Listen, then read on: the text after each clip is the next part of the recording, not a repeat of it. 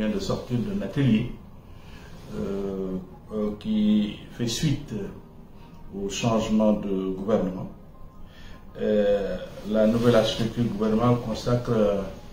donc la fusion des sous-secteurs des infrastructures et des transports terrestres avec celui des transports aériens. Ceci dénote une certaine volonté d'efficacité. Il y a une amélioration qui est envisagée dans la complémentarité et dans la synergie. Le gouvernement vise à aller vers une mutation institutionnelle avec le renforcement des systèmes de transport et de ces secteurs, je dirais même de ces sous-secteurs. C'est pour cela que donc cet atelier a été organisé. D'habitude, ce qui se faisait, la nomination du gouvernement, il apparaît un décret de répartition des services de l'État, mais la démarche des nouvelles autorités a voulu que, à la base, les services puissent réfléchir sur une organisation optimale permettant, en tout cas au ministère, d'avoir une plus grande efficacité, une plus grande synergie dans le cadre de l'exercice de ces missions. Cet exercice a permis, en tout cas aux différents chefs de service, aux différents directeurs généraux et directeurs nationaux, de travailler sur un diagnostic déjà de l'existant, à la base déjà des ministères existants, de faire un diagnostic, mais aussi de revisiter le passé avec le décret de 2012 répartition, 2009 du moins répartition des services de l'État et celui de 2012 qui avait vu le ministère des infrastructures de transport terrestre et aérien regroupé pour effectivement essayer de réfléchir sur une nouvelle organisation, jetant les bases en tout cas du travail. Durant ces 2 jours, notre groupe qui travaillait sur les infrastructures routières et également le transport routier a d'abord eu à faire l'analyse diagnostique du secteur dans lequel nous avons identifié 3 éléments sur lesquels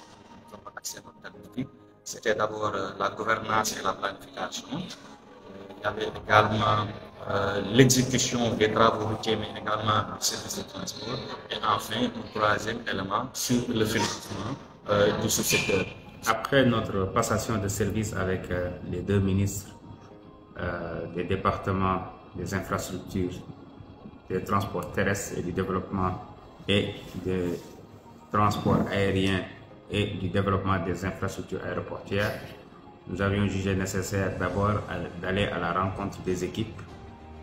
pour une prise de contact avec les 2 départements. Ensuite, nous avions convié pratiquement tout le management, je peux dire top management, à savoir les directeurs, à une rencontre pour une présentation bien détaillée de toutes les structures au niveau du département. Suite à cela, il nous fallait maintenant aller vers la réorganisation du département avec une fusion des 2 ex-ministères. Et après réflexion, nous avons opté pour un management participatif, à savoir réunir les directeurs généraux, les directeurs nationaux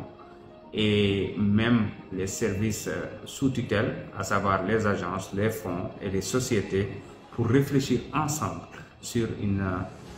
réorganisation optimale, efficiente et orientée résultats.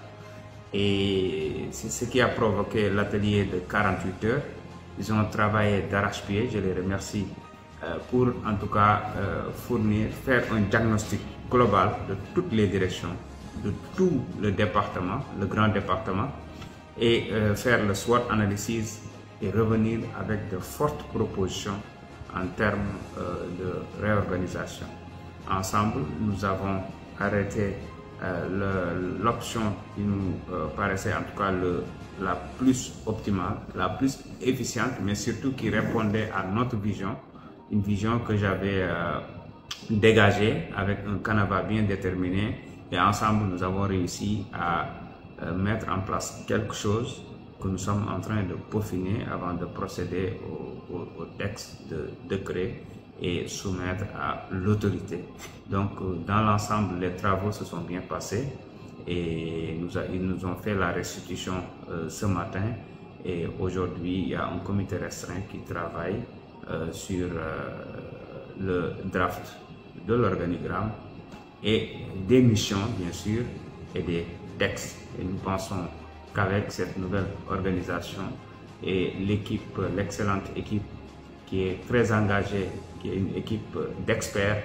va pouvoir en tout cas hisser ce département ministériel-là au top et surtout répondre aux attentes des populations et mener à bien en tout cas la vision et les politiques publiques qui ont été dégagées et définies par le président de la République et son premier ministre. Donc voilà en résumé l'économie de l'atelier, bien de tout ce qui s'est passé entre-temps, et les prochaines étapes seront bien sûr communiquées pour jouer dans la transparence, mais surtout pour montrer où est-ce que nous voulons mener en tout cas